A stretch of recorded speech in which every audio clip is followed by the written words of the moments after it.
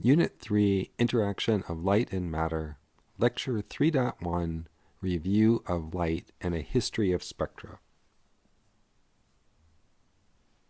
So for over 100 years, we've known that light is a wave of electromagnetic radiation. We can imagine the electric field, say, oscillating in the vertical plane, given by the red vectors, the magnetic field oscillating in the horizontal plane given by the blue vectors, and as they oscillate together, the light wave propagates from left to right across the diagram.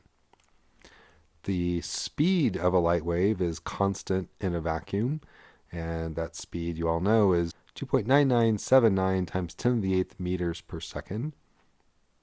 The wavelength, that is the distance from one peak to the next peak of the electric field or the magnetic field, is related to the frequency of the light wave, given by this simple expression that the wavelength times frequency is the speed of the light wave. Your book uses the Greek letter nu to represent frequency, which is measured in hertz in MKS units.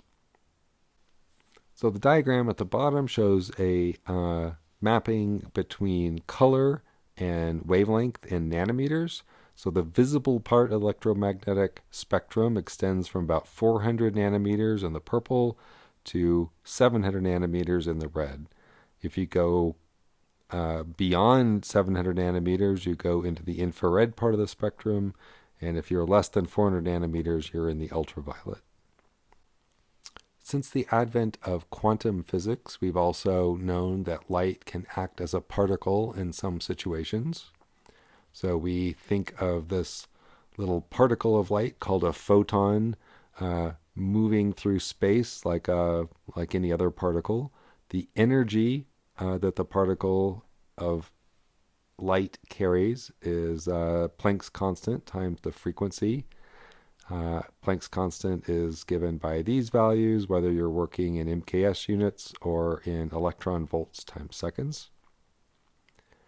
Perhaps a more convenient form for the energy of a photon is writing it in terms of wavelength. So remember that frequency is the speed of light divided by wavelength. So instead of frequency, we can substitute c over lambda. Hc has this very convenient value. It's 1240 electron volts times nanometers. So if you plug in the wavelength of light in nanometers, you can just use this constant and the energy will be given in electron volts. On the bottom diagram, we've added the corresponding electron volts of the photons corresponding to each wavelength. So the visible part of the electromagnetic spectrum extends from around 3 electron volts for a violet photon to around 1.8 electron volts for a red photon. There's an inverse relationship between energy and wavelength. So the longer the wavelength, the less energy each photon carries with it. So here's a table showing the full electromagnetic spectrum. Blue light is again around 400 nanometers, red light around 700 nanometers. These are the energies of one photon of that wavelength. As you go to shorter wavelengths, as you go down to ultraviolet, near ultraviolet, extreme ultraviolet, then X-rays and gamma rays, the wavelength gets shorter and shorter down to picometers, and the energy goes up correspondingly. So gamma rays, each photon can have millions of electron volts worth of energy.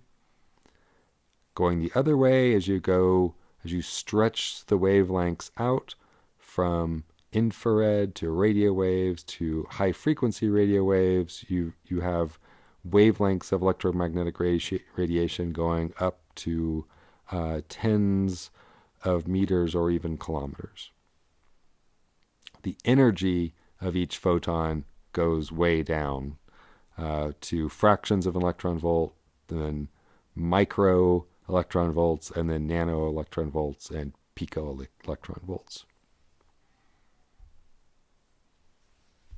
Here's a depiction showing the transmission of electromagnetic radiation through the Earth's atmosphere. So the visible spectrum is right in here, so it's less than a micron. So again, 400 to 700 nanometers would be right in there someplace.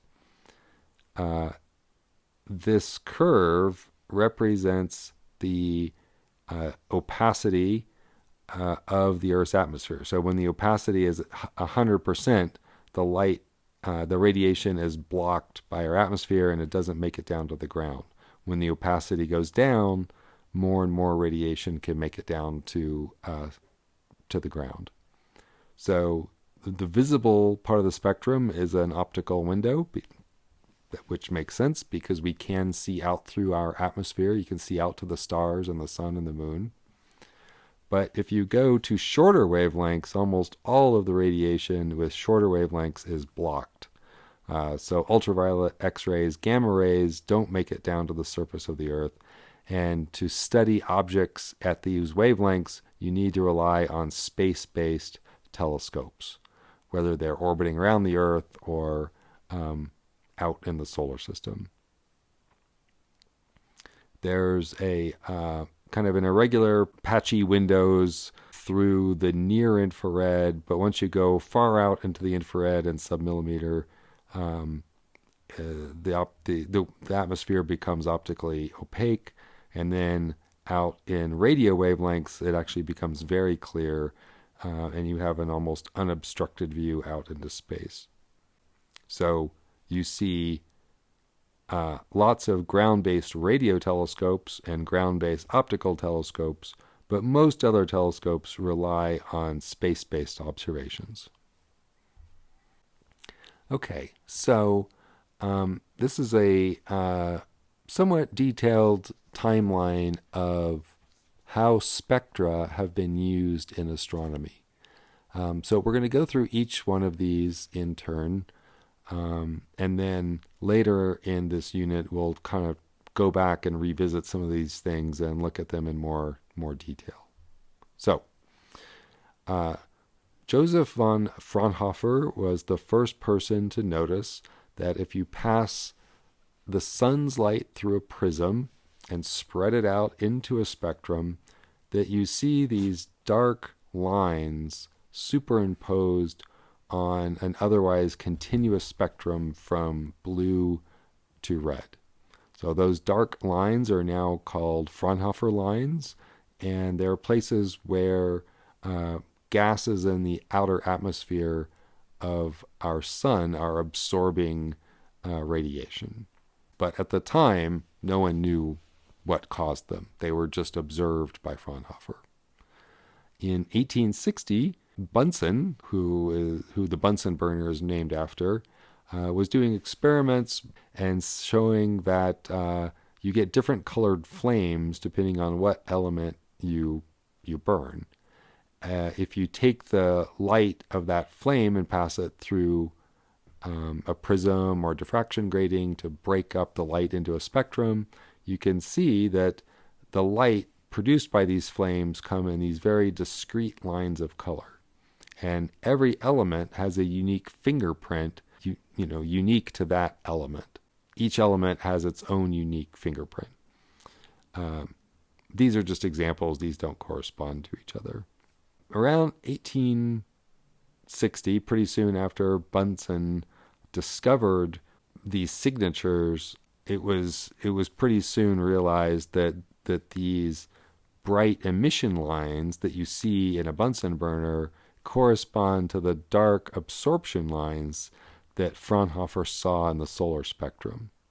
So by matching up the wavelengths of these spectral lines to the solar spectrum, Fraunhofer could determine the elements that were actually present in the sun.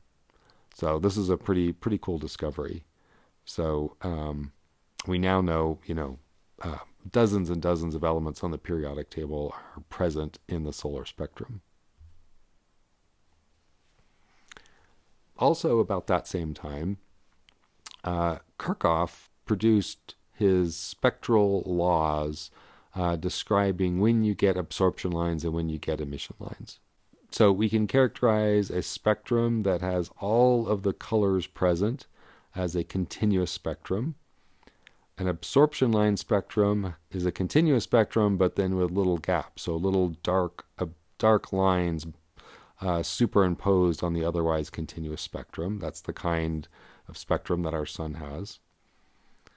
An emission line spectrum is what you see when you burn elements in a Bunsen burner. And so you get these bright lines of color that correspond to those dark absorption lines. And that's called an emission line spectrum. And then a continuous plus emission line spectrum is you get a continuous spectrum and then bright lines superimposed on it. So these are kind of four different classes of spectra that you can see.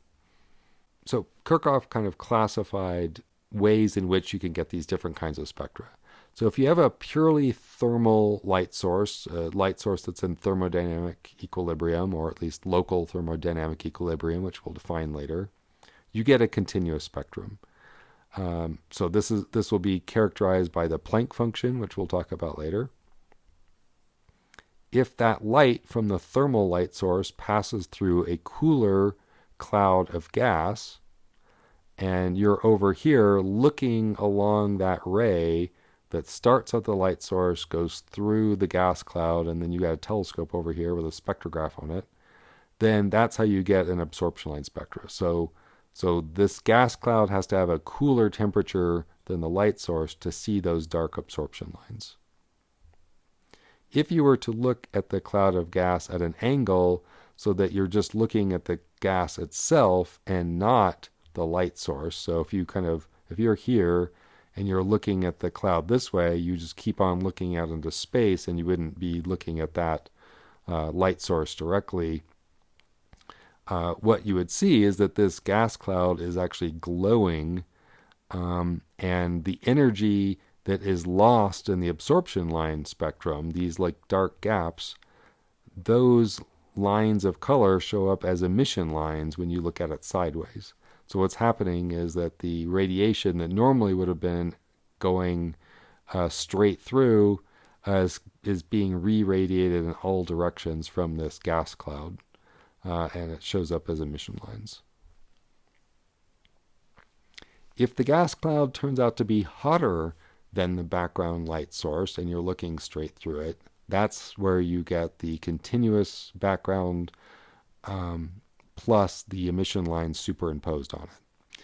And of course, if you just look at the gas cloud itself, you get just a pure emission line spectrum without the continuum in the background. So in the 1880s, Harvard Observatory made a survey of stars. They took the light of a star, passed it through a prism to spread the light out into a spectrum, and then they photographed that spectrum to look at the absorption or emission lines that you see from different stars. So they did this for over 200,000 stars in the sky. Pretty remarkable. So here you can see the star Vega has a fairly regular and well-defined set of absorption lines. The star Betelgeuse is kind of a more irregular spectra. Here's one of the telescopes that were used in this survey. This one is in Peru. And here's an actual image of the spectra that were produced in this survey in the 1800s. So these are negatives. So this was film that was used back then. And when you expose the film, you get a negative or inverse image on it. So wherever it's dark, that really means light, and wherever it's light, it really means it's dark. So these are dark absorption lines that are showing up as bright lines here. So these are example plates that were produced in this survey. In the 1890s, Edward Pickering led a group of astronomers who were the first to classify and understand stellar spectra. So in this photograph, Wilhelmina Fleming was the first person to attempt classification.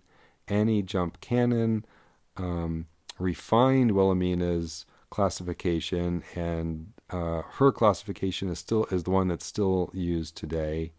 And Henrietta Leavitt also used these classifications to look at special types of stars.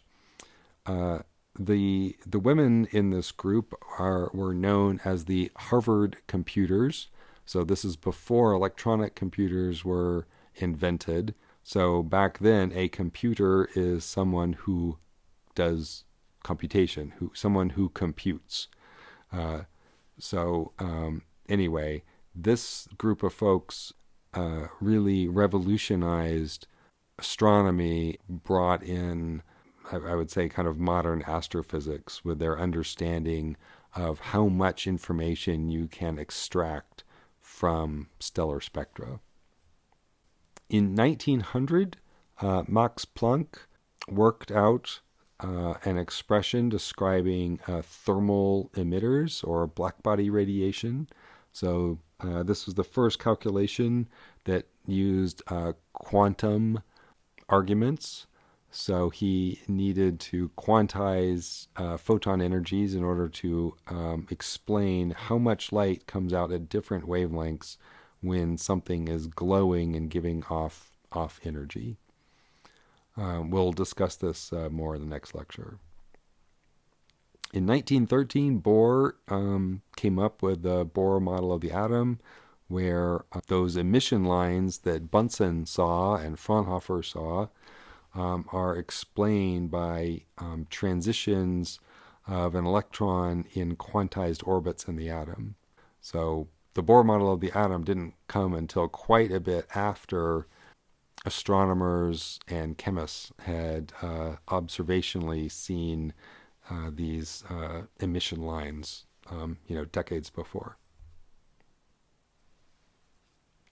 All right, and so in the 1910s, Annie Jump Cannon, one of the Harvard computers, introduced the modern classification scheme OBAFGKM.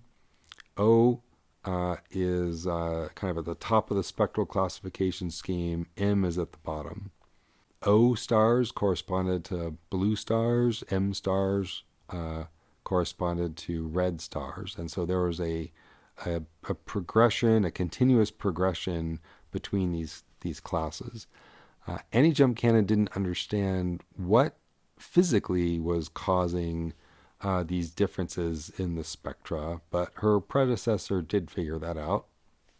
But first, Saha worked out the statistical mechanics of excitation and ionization, which we'll be talking about in an upcoming lecture. So he laid down a statistical theoretical framework, and then Cecilia Payne-Gaposchkin worked out the physical theory behind Annie Jump Cannon's classification. So she figured out that these different classes correspond to different stellar temperatures. So, it turns out that these strong lines that you see in these A stars are due to hydrogen atoms in the star. These lines over here in the in the violet in G and F stars are due to calcium. This line right here is due to sodium. There's lots of iron lines in G and K stars, whereas there's helium lines in O and B stars. Cecilia Payne figured out that these differences aren't due to different compositions of the different stars, that A stars have more hydrogen and O stars have more helium. It's that the stars have different temperatures, and that the different lines show up stronger in different temperature regimes. So she figured all that out, and from her calculations, she was the first person to deduce the composition or the abundance of elements in the sun and other stars. And she figured out that most stars are mostly made of hydrogen and helium with trace amounts of other elements. We'll close with just a brief summary of three different types of spectra. We've already talked about stellar spectra. This is an example of a spectrum of the sun. We're representing the spectra as a graph showing the intensity of the light as a function of wavelength. We see the continuous thermal background, that's the Planck function, and then we have these absorption features superimposed on it. So this is an absorption spectrum. Another example is the reflection nebula around the Pleiades star cluster. So this blue emission here is light from the stars in the cluster that's reflected off of dust grains in interstellar space. So if you take a spectrum of this blue kind of glow around the stars, that's what you get here. And this, we're seeing the dust here just the way you kind of see normal things in everyday life, that the light from the stars reflects off of it. And so the spectra that you see of this glowing nebula is really just a reflection of the spectra of the stars themselves, that's been modified by a Rayleigh scattering function. So blue light is scattered more effectively than red light, so the nebula looks bluer than the actual stars do. And finally, here's an example of the Orion Nebula, which is a star-forming region. There's a group of stars right at the center of the nebula that are in the process of forming from dust and gas. Those stars are shining light and ultraviolet radiation on the gas around them, causing it to fluoresce. So here, when you take a spectrum of this kind of object, you see a series of emission lines, which have been identified as to what elements they are. Okay, so in the next lecture, we will talk about thermal systems of particles and electromagnetic radiation.